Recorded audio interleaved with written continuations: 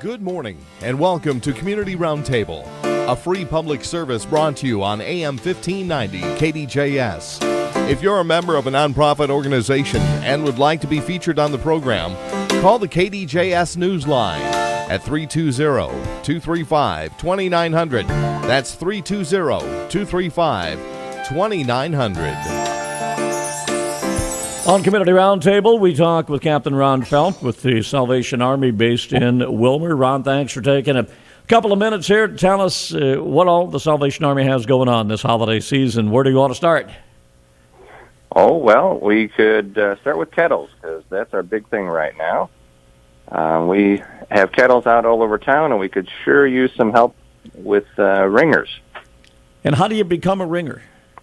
Well, we have a website you can go to called registertoring.com, where you can go in there, you can pick the site, you can pick the time, and just put yourself in there, and it automatically sends you an email confirming that you've got your spot. Very good. How many kettles sent up around the city of Wilmer? We've got a total of 10 kettles out. One of them is in Spicer, and the other one at Robbins Island, and then 8 others around Wilmer itself.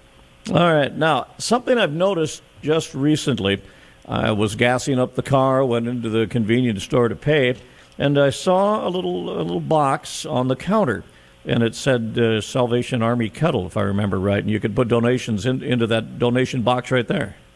Correct. Those are called counter kettles, and we've got about 26 of them around town at various locations, at fast food places, gas stations, and some stores that are helping us out. So, yeah, that's just another way that people can donate, and we go around and collect those every once in a while, too. Yeah, when you're buying gas or getting something to snack on, if you've got some change or a couple of bucks extra in the billfold, why, heck, put it right there. It doesn't get any more convenient than that, I guess. A good word to use at a convenience store, you know. That is true. Just a great, easy way to help out your community.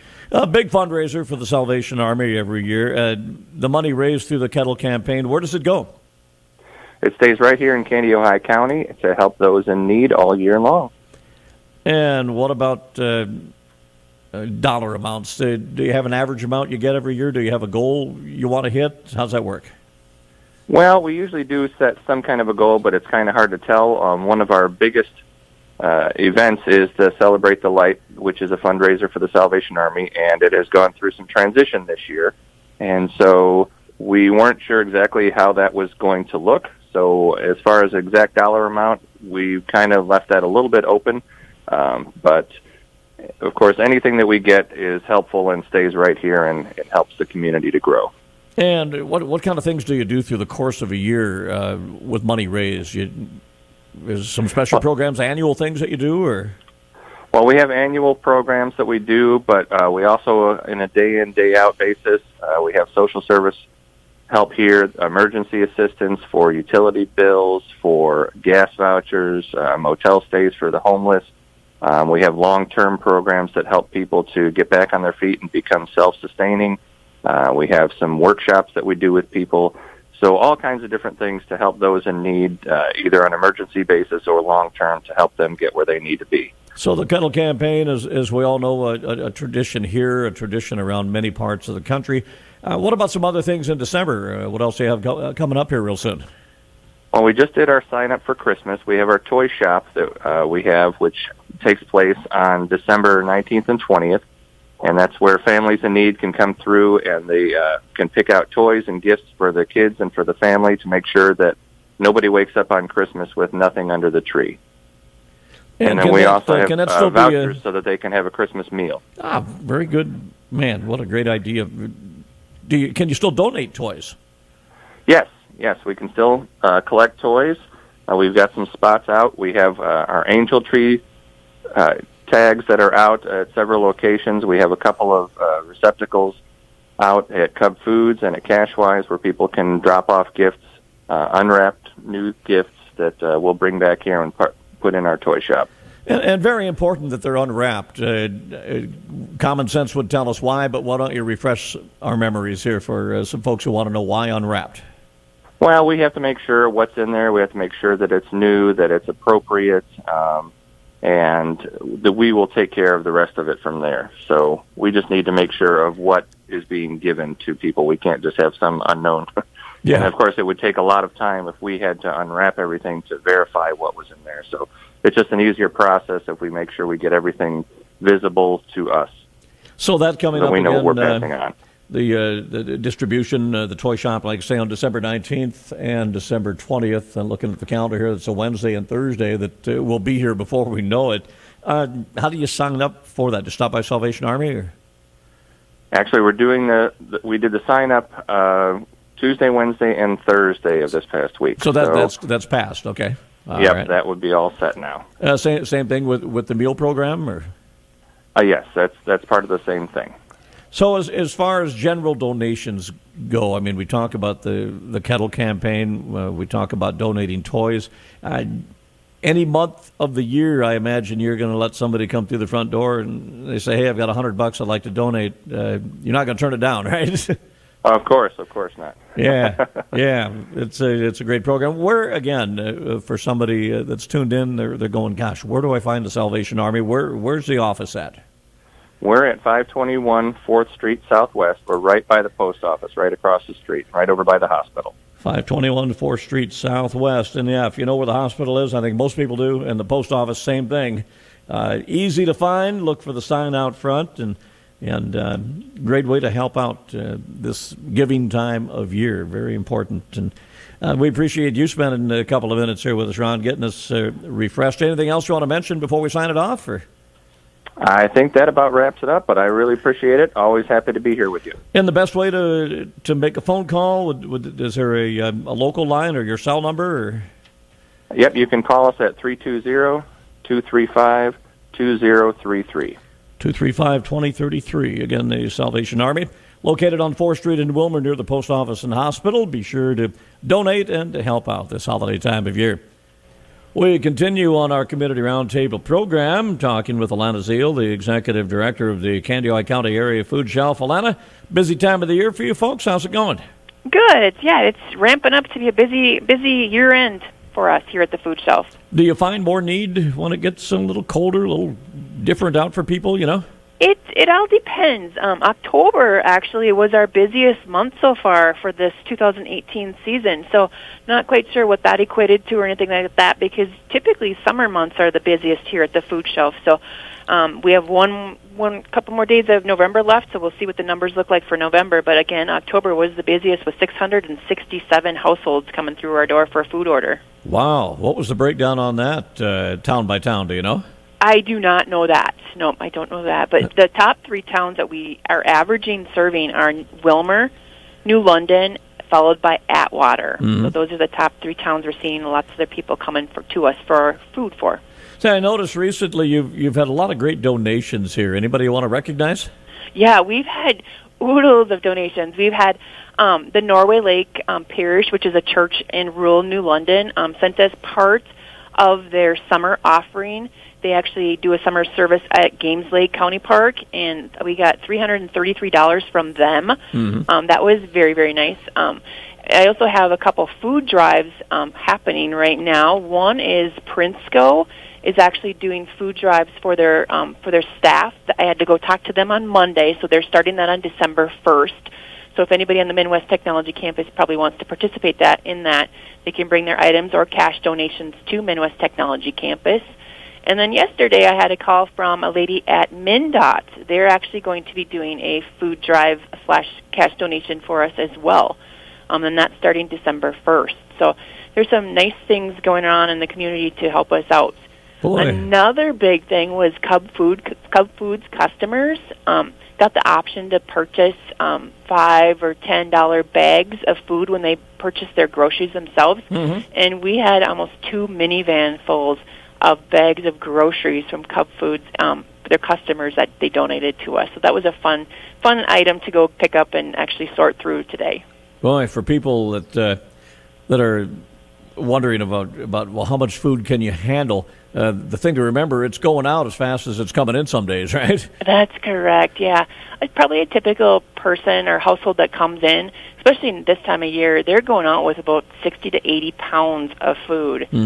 And they actually get to choose the items that they want, so they're getting stuff that their family or themselves would actually eat and want. Now let's talk a little bit about the the folks that you have helping you out, because we haven't recognized volunteers in a while since we last chatted, you know. Number one, do you need volunteers? And number two, how many do you have on a weekly basis? Yeah, we are always in need of volunteers. There's probably 4 different positions that people actually come to us for. The first one is a produce volunteer, so they'll help people get produce in the mornings and the afternoons. So let's say when our trucks come, we bring everything up front, and then we put numbers on them. So that there's a box of pears, we'll put 2 pears on them. Mm-hmm. So those volunteers will actually take 2 pears out of that box and give them to the clients. We just kind of make sure that everybody gets everything the same. And then we have shopping assistants. So those people will help the clients shop. Again, telling them, 4 vegetables, 2 green beans, and sometimes it's an interaction of comments too, like, what are you going to do with that, or how do I prepare, hamburger helper, or, it's kind of a back and forth thing with them as well. And then we have people in the back room. That's typically a morning from 8 to about 11 o'clock. They will unload the trucks that come in from the grocery stores. They'll look for expiration dates, bad apples, that type of thing. So they're doing the grunt work down in the back room before it actually gets up to the clients here upstairs. Clients are able to stop by. It's once a month, right? It's once a month for a food order, but every single day we're open, they can come for produce. And the prime time to come for produce is mid-morning, about 10:30, when all of our trucks have been here. Mm-hmm. And let's talk about the hours once again, because I know you are open another day or two more than some area county food shelves, our neighboring counties, right? Yeah, we're open 4 days a week. We're open Monday, Tuesday, and Thursday from 8 to 3:45, and Fridays from 8 a.m. to 2 p.m. Now, here's a question that I have, and I know you folks have been working on this. Let's say that I work, I still use the food shelf, but I can't make it when you're open. Then what? We actually have a form that you can sign that it allows a proxy to shop for you, which is someone that you know, like a friend, neighbor, relative. Though that person can physically come and shop for you when you can't come to the food shelf. There are many people that are working, mom and dad are working, but, it's the working poor. They're, living paycheck to paycheck, so they still need some food, and they can't get here during the hours that we're open. You can assign a proxy, someone to actually physically come and shop for you on your behalf. Very nice. What a great plan that is. Yes, Gosh, yes. Yeah. I know you had a really busy fall season. How'd you turn out with all of the squash and different things? Did you get it all moved along okay? We did, actually, thanks to you guys at the radio stations and word of mouth and Facebook. We had probably 2 times where we reached out to the radio stations to get the word out to anybody to come and get them. And it was typically a Thursday or Friday when I'd reach out and tell people, come get it.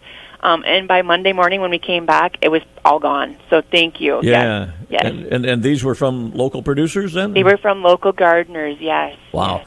And, I've grown zucchini squash when I've had garden space in past years, and there are times you can have, I want to say easily, an extra couple 100 pounds of squash. It's not a problem growing it most times, No. It's amazing, you plant your 1 or 2 seeds, and before you know it, the vines are there, and you can't really see it until they start dying back, and you're like, oh, my goodness, what am I going to do with all these? You can only make so much bread or whatever. Yeah, exactly. Yeah. So hopefully we made a bunch of families happy in Kandiyohi County by those.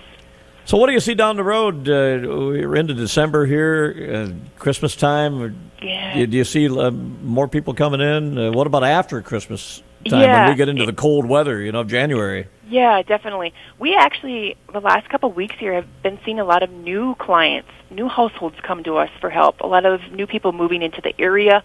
On Tuesday, we had 3 people in the afternoon that actually had health issues. When one was on dialysis, one had back surgery, and the other one has been in and out of the hospital for 15 days. So those people had never been here before, and they actually came to us for the first time, and they were in pretty bad shape. We had to have them sit down, give them water, and all that stuff like that too. So I'm thinking the word is getting out that if you need us, we're here for you, type of thing. So, but yeah, our year end is December 31st, and tax is, your calendar year is December 31st too. So we will take donations through December 31st, for any write-offs. And we are a nonprofit, so we do give you a receipt for your tax purposes as well. All right. Very good to know. And again, we should make mention of the location because for new people to drive around and go, well, wait, the busy street is First Street or Highway 12 or wherever, and then you're located just off Highway 12 a little ways. Yeah, we are. If you kind of know where the Family Dollar is on Highway 12, Wilbur Municipal Utilities, that stoplight right there in that corner. Depending on where you're coming from, you'll have to turn on to 7th Street, and we're 2 blocks off of 7th Street by the railroad tracks. We're actually neighbors to XL Overhead Door, and Eagles is close by us as well. Yeah, just go north on 7th, aim for the railroad tracks, but you don't have to cross them. Nope. You just go a block and make your turn. You'll see the building, and really, all in all, not too hard to get to compared to some locations, right? Right, yep. All right, well, very good. Tip of the hat to you, Alanna, and to all the volunteers and some of the paid support staff that you have for taking care of people. And we just wanted to give our friends an update once again on how things are going. And your phone number, if people want to call, that'd be 235-2641. 235-2641. That is Alanna Ziehl. She's the executive director of the Kandiyohi County Area Food Shelf. On Community Roundtable, we continue, and now we turn our thoughts to the Kandiyohi County Historical Society on North Business Highway 71 in Wilbur. Jill Wohnoutka joins us once again. Jill was with us just a short time ago talking about a plethora of things, and here we are on the second day of December, Sunday morning. Jill, what does December bring to the Historical Society that people should take note of? Well, the biggest change would be our engine is lit in a new fashion than it ever has with holiday lights. We've been lighting it since 2000. We've been decorating the engine, but 3 new people took over this year to kind of pass the torch from our Thursday crew to these 3 new volunteers. And you'd be sure to drive by any evening, especially if you're on your way to Robbins Island, to check out their light show. It kind of gives you a little preview. We got smoke, we got lots and lots of more lights, so that'll be kind of cool to see. This past Friday, we just had Saturday, we just had our first successful Christmas tea, so that went well. And then the Sperry House is open for tours. We have it all decorated up, so anytime somebody wants a tour, they just have to give us a call. We're open Monday through Friday, 9 to 4, and then we can set you up and take you through the Sperry House at Christmas time. Yeah, very, very elegant. And those teas, they fill up rather quickly. You do have another one on the schedule a few weeks down the road, right? In May. Not till May. Yep. So this Christmas one that we've ever done, so we were able to have a full house, so we will probably do it again next year. Mm-hmm. It was so good. And then we'll probably end up doing maybe 2 teas a year now, so. Now, did you? I'm sitting there kind of salivating over Christmas cookies you probably served with the tea. Well, it was a Scandinavian themed tea, so we had some Swedish brown sugar cookies, and all kinds of good sweets and some sandwiches, and yeah, they never leave hungry, ever. I know. In the past, you've done the festive forest of trees. Now you've got a little different plan of attack going on this year at the Historical Society, right? Yeah, we have discontinued the festive forest. This is the first year without it in over 25 years. It just kind of fizzled out. So this year we just have a few trees set up, just regular decorations to celebrate the holiday season. And we're going to take the year and come up with a new plan for next year, where we'll have some special kind of events or maybe trees again. I don't know. We're going to figure that out with some committees. So. How do you come up with a plan? Do you take public input and some ideas? Absolutely. If anybody wants to give me ideas, you just let me know. Otherwise, we just brainstorm among ourselves, the volunteers, the staff, the board members, just try to come up with different ways to do things. I kind of watch the other county historical societies in the state and see what they're doing. Mm-hmm. We're all always very helpful with each other and sharing ideas, and if one thing works here, maybe it'll work there. So I'll be researching some of their things and maybe going and visiting and checking it out and see how it all runs. So we'll have something for sure next year at the museum. So it's always fun to think about stepping back into the past and what it was like, let's say, 80 years ago or 120 years ago, and then bring that to life. That's got to be a challenge, of course, right? Yeah, it is. But I always emphasize, and I tell this to my volunteers and staff, that, I mean, you can just think 20 years ago, 30 years ago, and bring that back to life, because then we can touch all generations and not just the older generations, too, and realize that, oh, my generation needs to be preserved as well, and we need to tell that story, too. So, which I think is fun to do. I mean, I just imagine all these decades that we could highlight every different year, and the different decorating and the, those horrible tinsel trees and, and all the, when I was growing up, we had the tinsel that we wrapped around, and popcorn. We strung popcorn, and all the different things that you do for each generation, and then the toys too. We can always highlight all the different toys over the generations too, because they've changed drastically. Well, something I would think of, I've told the story on the air before. My younger brother and I, when Mom and Dad would leave to go out to dinner on a Saturday night, and they'd leave us home for 2-3 hours or whatever the case may be, we would go around the house and find out where some presents might be hidden and realize what one of them might be, and then in our young expert ways, unwrap it, play with it, wrap it back up, not quite so expertly, and get busted. Yes.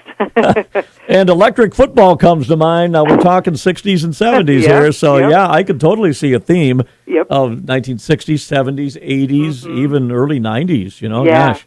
Yeah, and that's the stuff that we need to be donated to us. Like, so if you have some old toys that you think, oh, I'm just going to throw them away, or your kids don't want them, or, oh, I'll give them to Goodwill, think about us, because that's something that we could do next year for the holiday season.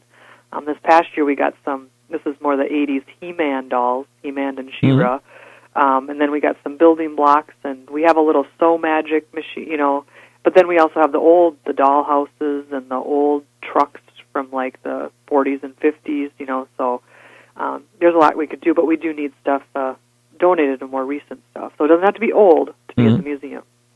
In reality, some of that stuff is getting old. yes. But we have to preserve now before people throw it away, because we do throw a lot of stuff away these days. So I can see 3 or 4 of us just standing around with a cup of coffee or some hot chocolate and a magic 8-ball. Yes, exactly. Yes, see, you're coming up with all these ideas. If people have those hanging around and they want to get rid of it, just stop by. And that leads me into, before we wrap up here, Jill, how the Historical Society operates. Volunteer help, donated items, cash donations to help pay the electric bill, the heat bill. That's how it all works, right? Yeah, we have a membership program, and then we have, we'll probably take any donations. We write a lot of grants. We do get appropriations from the county, as we're the County Historical Society. And then it's volunteers. I'm full-time, and then we have 3 part-time people. 2 of them are very part-time, and then Bob's here, my deputy director, and he's like the right-hand man. But that's about it. Otherwise, we rely all the rest of that on volunteers, and we are very thankful for all the volunteers we have and all they do. Is there any funding at all from the county or the state? Yep, the county gives us appropriation. Yep, and then the state, we go through the state for grants.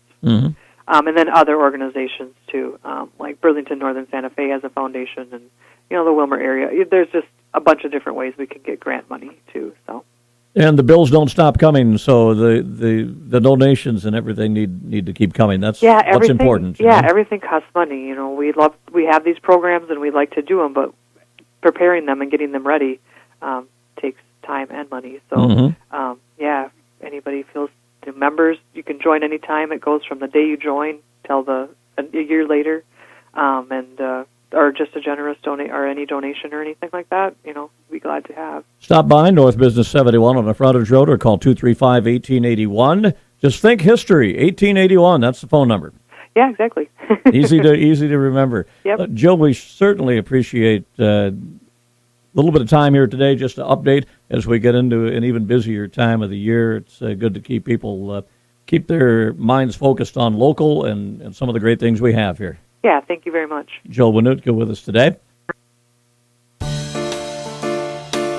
You've been listening to Community Roundtable. a free public service brought to you on AM 1590 KDJS. If you're a member of a nonprofit organization and would like to be featured on the program, call the KDJS Newsline at 320-235-2900. That's 320-235-2900.